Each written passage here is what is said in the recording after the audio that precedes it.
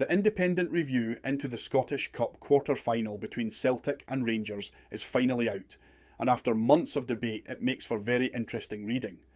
Now, before we go any further, this wasn't a disciplinary hearing. It wasn't about handing out punishments.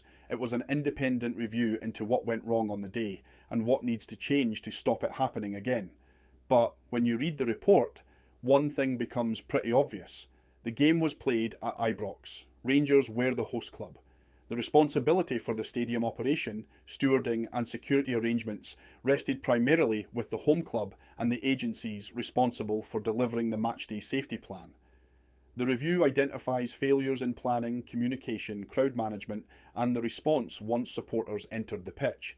It doesn't point the finger at one individual, but it does make it clear that the arrangements simply weren't good enough.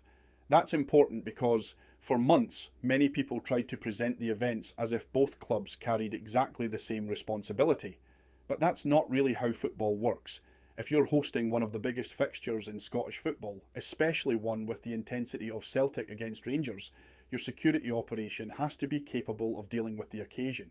That's exactly why clubs spend months preparing for these games. The report recommends stronger stewarding, better policing, clearer communication, improved segregation, more robust contingency plans and enhanced cooperation between everyone involved.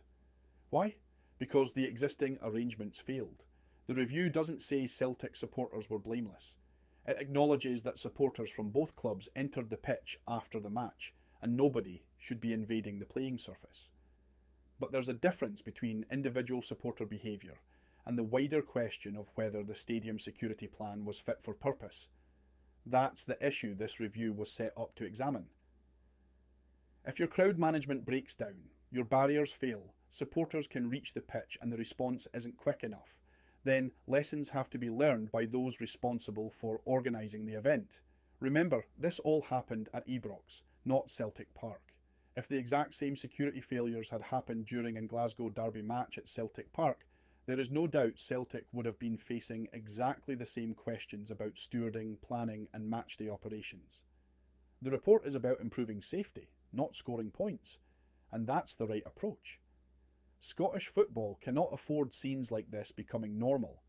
The recommendations are clear: better planning, better communication, better security, better coordination between clubs, Police Scotland, the Scottish FA, and everyone involved in delivering these massive fixtures.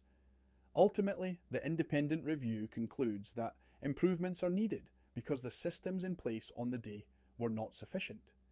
Whether Rangers accept that criticism is another matter, but the report makes one thing clear. Significant changes are required before another high-risk fixture of this size is played. For Celtic supporters, the outcome reinforces what many have been saying from the start.